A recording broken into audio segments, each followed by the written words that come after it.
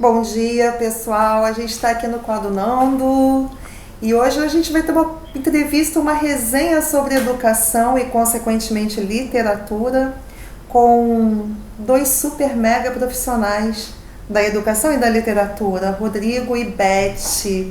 Tudo bem, pessoal? Tudo bem, tá tudo bem, graças a Deus. Vou começar pelas mulheres, né? Porque a etiqueta ela nos ensina primeiro as damas, né? Beth, fala um pouquinho da sua formação acadêmica, dos seus títulos, da sua experiência. Sabemos que você é professora da rede municipal do Rio de Janeiro. O que mais você tem para nos dizer? A minha formação, minha graduação em Letras, Português e Espanhol, pela Universidade do Estado do Rio de Janeiro. Fiz também pós-graduação, lato sensu, em literatura portuguesa, pela UERJ também. E tem a formação também do mestrado, né, stricto sensu, também pela UERJ, em literatura portuguesa. Sou professora da rede municipal, né, do Rio de Janeiro, e também sou professora de língua portuguesa no estado, na rede estadual também. Poxa, que legal. E por que literatura portuguesa? Me fala essa paixão aí. Por que literatura portuguesa? É uma paixão, foi um encantamento muito grande que eu tive durante a graduação, pela forma que os professores, né? Nós somos professores, nós sabemos o quanto o professor é capaz de despertar no aluno o interesse pela disciplina. Porque quando o professor ama a sua disciplina, ele é encantado pela sua disciplina, essa disciplina desperta o interesse do aluno. E os meus professores de literatura, no geral, durante a graduação, eles eram assim, né? Porque na graduação que eu fiz, eu tive professores de espanhol, português, né, a gramática, e a literatura que eu tive brasileira, portuguesa, hispano-americana e espanhola. Só que os que foram um diferencial na minha vida foram os professores de literatura portuguesa. Entendi. Né? Entendi. Eles foram maravilhosos. E você, Rodrigo, fala um pouquinho da sua formação. Então, eu sou graduado em Português e Latim pela Universidade Federal do Rio de Janeiro. Sou mestre em Literatura Brasileira também pela UFRJ e doutor em Literatura Brasileira também pela UFRJ. Isso. E sou professor da rede municipal só. Sim. E eu já te conheço, né, Rodrigo? A gente já se conhece, a gente trabalha junto. Eu percebi nas nossas conversas do que você dividia sobre as tuas pesquisas, os teus motes de pesquisa. Você sempre teve uma paixão por determinadas escritoras, né? Fala sobre qual foi o seu objetivo, o seu objeto de pesquisa no mestrado e depois no doutorado. Então, no meu mestrado, eu tinha na inscrição feito um projeto sobre a irmã da Clarice Lispector, que é uma escritora muito pouco conhecida, que se chama Elisa Lispector. Elisa Lispector. Elisa Lispector. Mas aí, quando eu entrei no mestrado, por uma sugestão do meu orientador, eu mudei o meu foco de estudo para a literatura de um escritor jovem, mais ou menos da minha idade, que também já tinha publicado, à época, 8 livros, que se chama Santiago Nazarian. Então, de uma certa forma, o estudo da literatura de Santiago colocou em voga aí uma pesquisa em torno da literatura mais masculina. Mas, de fato, o meu interesse sempre foi na literatura feita por mulheres. E o meu doutorado eu fiz sobre a literatura da Lígia Fagundes Telles. Mas estudo, por exemplo, Clarice Lispector há anos, desde 1998 eu estudo a literatura da Clarice Lispector. Sim, Rodrigo, você tem uns projetos, tem uns trabalhos que você faz com estagiários da UFRJ e também daquele Como é mesmo aquele programa que você participa? Eu sou professor supervisor do PIBID. Do PIBID. PIBID Literatura. Isso mesmo. E esses projetos são projetos ousados, a gente consegue verificar na rede municipal que você traz esses estudantes da graduação dentro do contexto da escola. É um projeto ousado, até porque acaba provocando algum tipo de confronto, né, para os educadores que estão lá já atuando e para esses novos que estão chegando. Ao mesmo tempo que causa confronto, eu também venho a crer que gera também ganhos. Como é que está sendo essa questão da formação continuada aos professores da rede municipal, especialmente na área de literatura, né? Nós estamos com 2 aqui, um de literatura portuguesa, outro de literatura brasileira. Como que você acha que está sendo essa formação? Se essas formações continuadas, elas estão dentro do propósito que venha a melhorar, que venha realmente a qualificar o profissional que está em sala, né, que está na linha de combate, e se você acredita que esse contato com esses graduandos venha a ser um tipo de despertamento para esses profissionais que estão ali há muito tempo na rede, para que eles venham a buscar inovações na academia. Então, a proposta do PIBID, por exemplo, é exatamente essa formação de novos professores, né? Sim. Então, o que acontece? A gente enfrenta hoje, em ambas as partes, tanto desse grupo jovem que entra quanto dos mais antigos, um certo estranhamento, porque a prática docente, né, hoje é completamente diferente, né? A visão que se tem dessa prática docente. Uhum. Então, o acesso da academia, né, na escola é importante porque cria-se um vínculo. Sim. A gente estabeleceu uma ponte. Esse é o meu grande projeto, né? Sim. É estabelecer essa ponte entre a escola municipal e a academia. Sim. Claro que a formação continuada, quando a gente fala em formação continuada, não acontece apenas através da academia. Sim. Né? A gente sabe que a rede oferece muitos cursos, oficinas, né, que são muito interessantes, com profissionais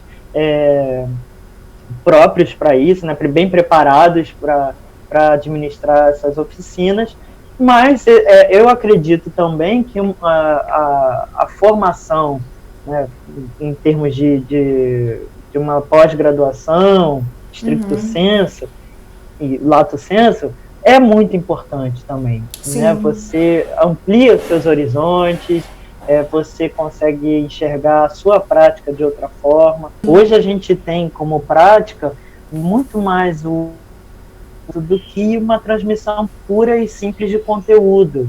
Então eu vejo muito esse estranhamento também dos meus estagiários e dos meus ibidianos, quando eles entram na escola e veem na prática de alguns professores, não todos, uma pegada assim mais clássica, digamos, né?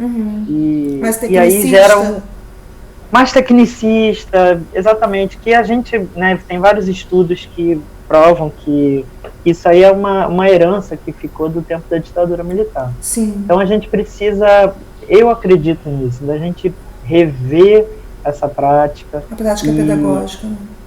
A prática pedagógica, né? Beth, o material complementar da Secretaria Municipal de Educação essa semana vem todo trabalhando com produção de texto, toda estimulando o corpo docente a produzir texto. Meu Deus, para se produzir texto, veja, eu não sou da literatura, não sou de letras, então o meu conhecimento é bem empírico mesmo, né? Mas eu acredito que para se produzir texto, antes tem que se saber ler texto, né? Só se produz quem tem o mínimo hábito de leitura, ainda que seja leitura curta, leitura rápida, mas que se tem a prática da leitura para depois vir a produção. E aí eu queria que você dissesse sobre esse desafio. Beth, o desafio que o professor, que o educador vive em sala de aula. Como é que faz essa galera aí produzir? Fala pra gente. Você foi no ponto certo, né? Porque não se faz um escritor de nenhuma maneira sem a leitura. Sim. A leitura, ela é o elemento fundamental para as ideias, né? Uma pessoa que lê, uma criança que lê, um adolescente que lê, ele escreve. Sim. Isso aí é como se fosse uma matemática, é uma coisa muito simples.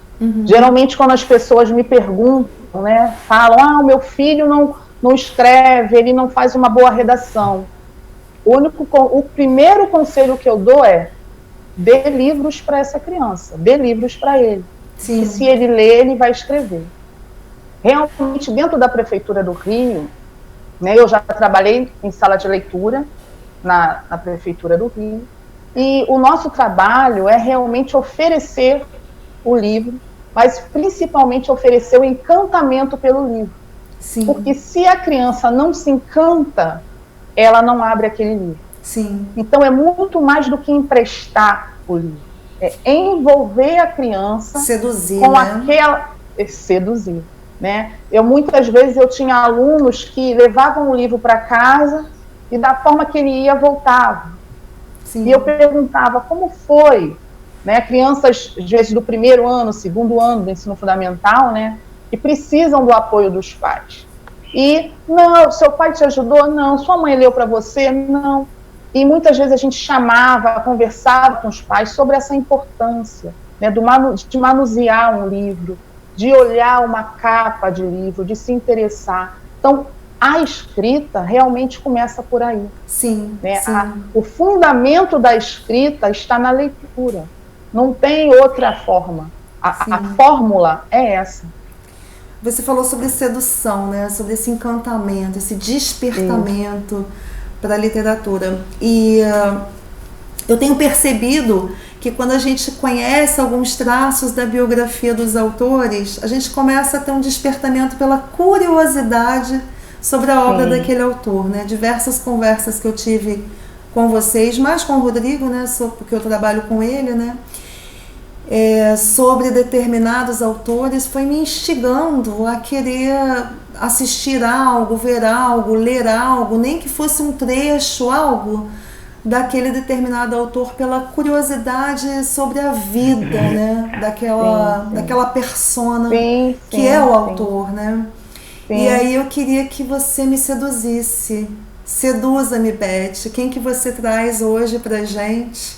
Seduza o público que está assistindo e traz pra gente, fala um pouquinho de algum autor que você acha interessante, está dividindo, compartilhando conosco. Sim.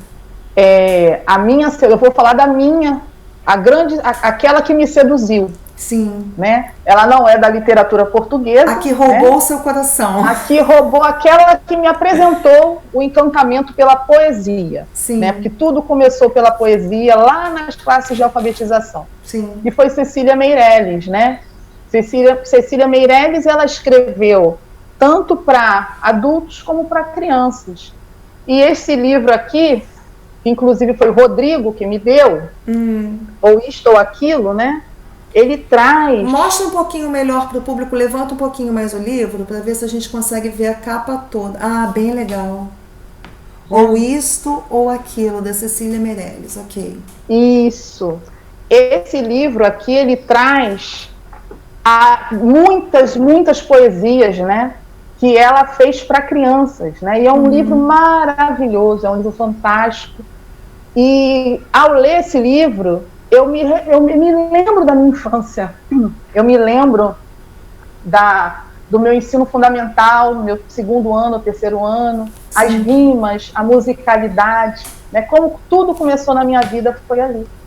Né? Então, quando eu me deparei com esse livro, né, falando com o Rodrigo, Rodrigo, como eu gostaria de encontrar um livro o livro da Cecília, lembra, Rodrigo? O livro da Cecília que tem o poema Jogo de Bola, e ele falou, eu tenho, e me entregou o livro. E fala um pouquinho da Cecília pra gente, Beth. Falo. E, como eu falei, ela tem esse encantamento, né, que passa por todas as idades.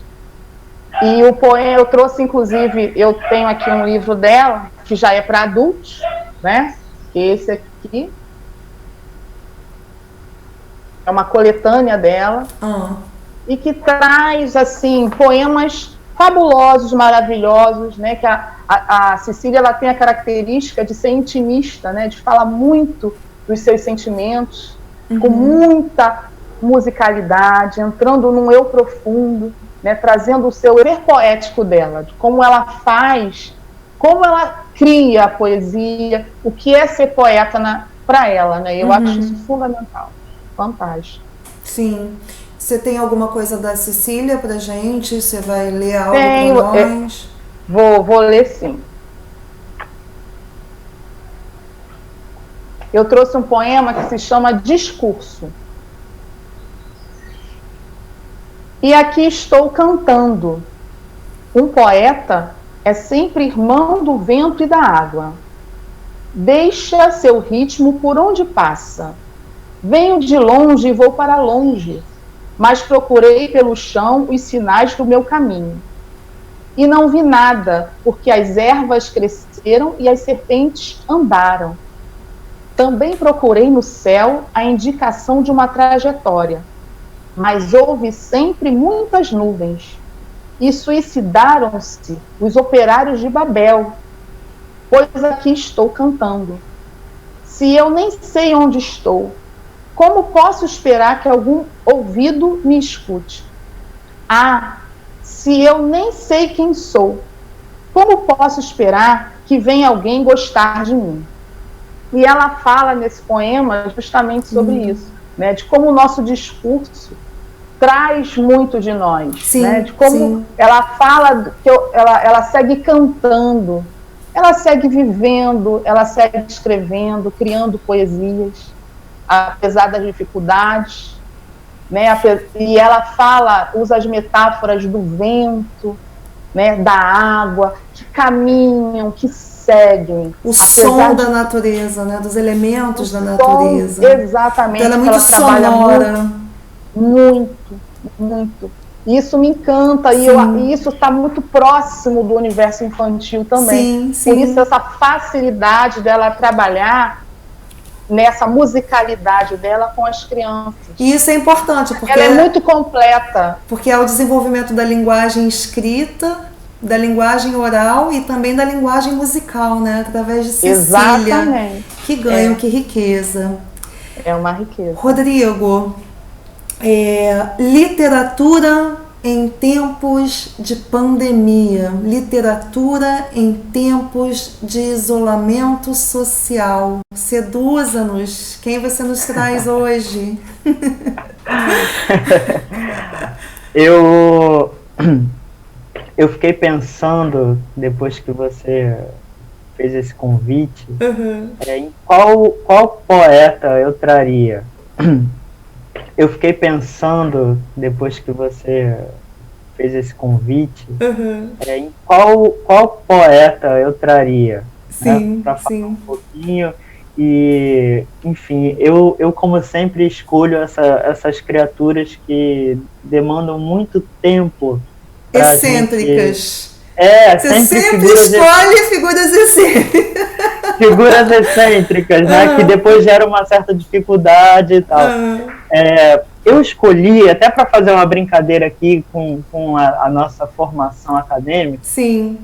Por outro lado, eu escolhi um poeta português. Fazer um troca-troca, né? A Beth, a literatura brasileira, e você, muito legal. E eu trouxe aí, como tem essa questão, né, das figuras a serem estudadas por mim, serem sempre meninas, eu trouxe um poeta que, para mim, é o maior poeta da literatura portuguesa, que é Fernando Pessoa. Sim. E é interessante, né, é preciso dizer, que o Fernando Pessoa foi um poeta que deu errado em tudo. Ele foi um homem que deu errado em tudo que ele tentou. Né? Ele foi um projeto frustrado. Enquanto ele foi vivo, né? E ele se tornou o maior poeta da literatura portuguesa depois de morto. Meu Deus. É algo que é interessante, que ele mexia com o mapa astral, e ele previu isso, né, que ele só faria sucesso mesmo depois de 50 anos de morte. E assim, eu precisava trazer o Fernando Pessoa, porque ele tem um único livro que ele publicou em vida, é um livro que ele faz a síntese da história de Portugal. Sim. E eu, enquanto professor de língua portuguesa, né, do ensino fundamental, acredito que é preciso conhecer as origens.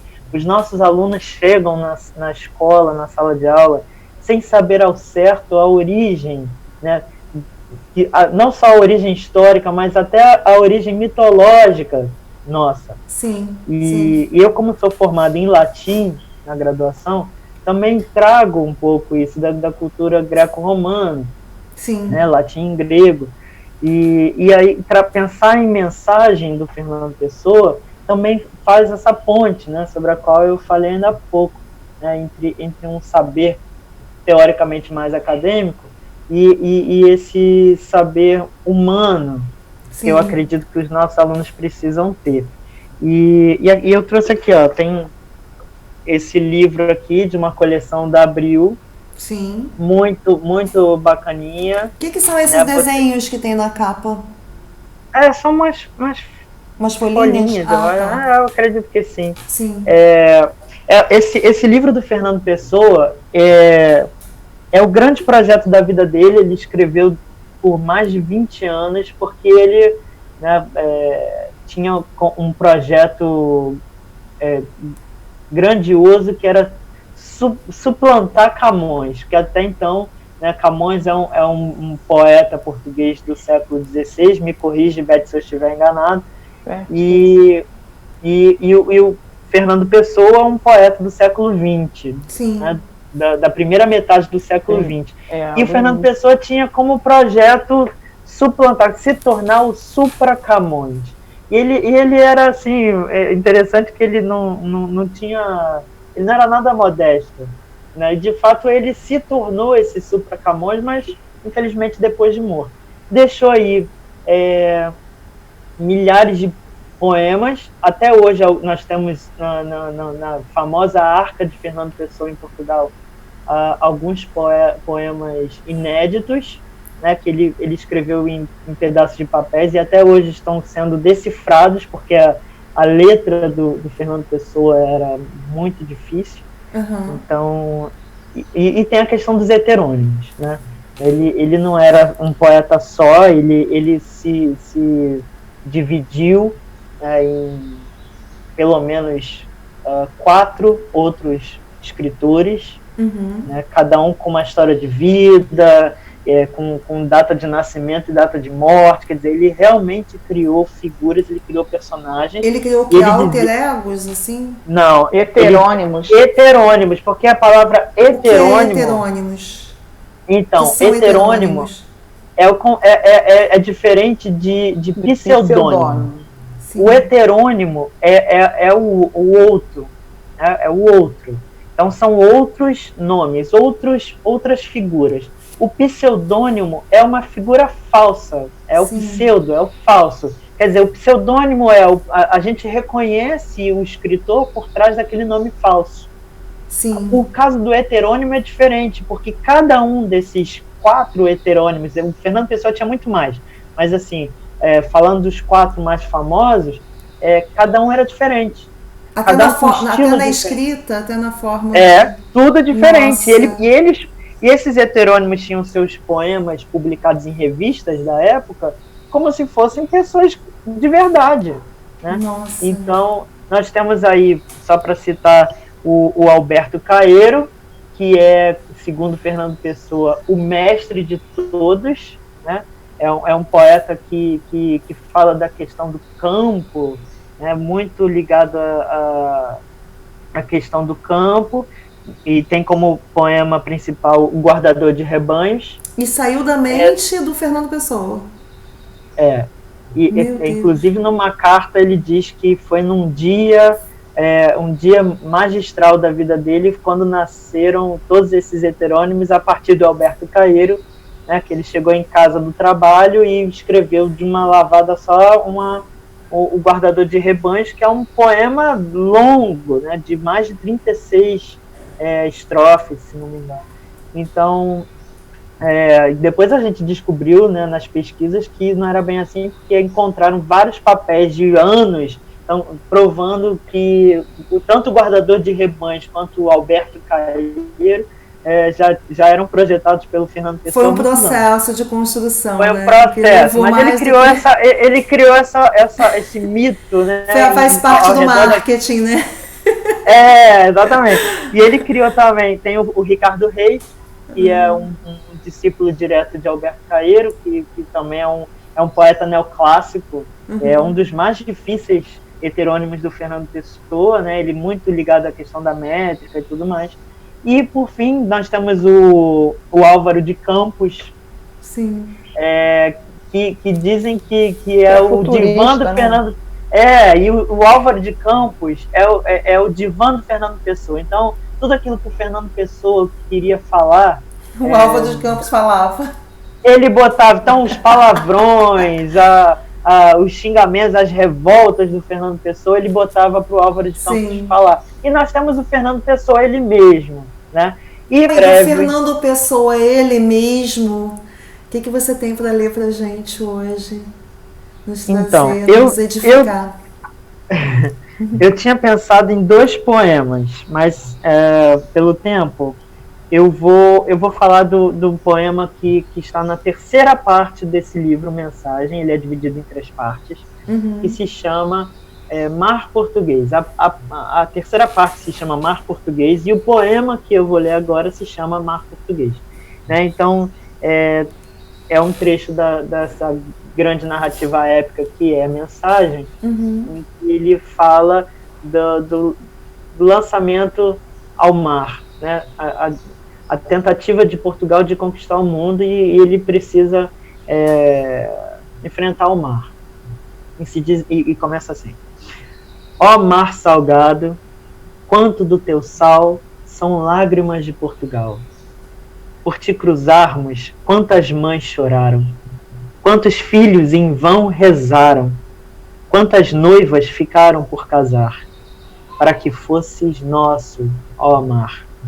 Valeu a pena? Tudo vale a pena se a alma não é pequena. Quem quer passar além do bojador, tem que passar além da dor. Deus, ao mar, o perigo e o abismo deu, mas nele é que espelhou o céu. Lindo. Eu acho lindo. Lindo demais, eu me emocionei. Porque o bojador, né, é a parte mais perigosa do mar. Sim. Né? E isso tem uma relação com a vida, com a existência. Se a gente quiser, né, ultrapassar esse bojador, a gente precisa romper as nossas dores, romper as nossas fronteiras. E é o grande sonho em português, né, que o Fernando Pessoa traduz aqui, não só nesse poema especificamente, mas em todo o livro Mensagem. E que resultou, né, na nossa nação, no Brasil, né? Exatamente. Esse ir resultou em... Hoje estamos aqui gravando esse vídeo e Fernando Pessoa chegou aqui até nós. A Juliana, o Rodrigo, a Beth, nós nascemos, né? Então, filha. Não é?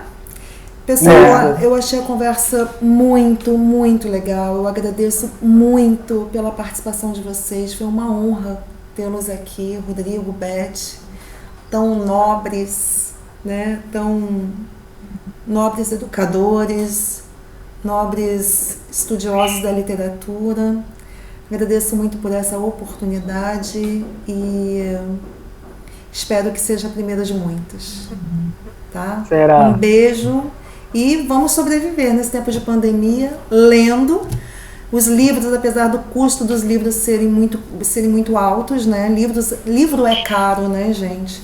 Mas também a possibilidade de se baixar por PDF, né, pessoal? Então você que está aí você que está em casa pode estar baixando esses livros que o Rodrigo e a Beth indicaram, para que vocês façam a leitura aí. Não precisa sair, livrarias não estão abertas, mas vocês podem estar tendo acesso por PDF. Tem vários aplicativos de baixar livros. Tá bom, pessoal? Obrigada. Fiquem com Deus. Obrigado. Até a próxima. Beijo. Tchau, tchau, gente. Tchau. Tchau.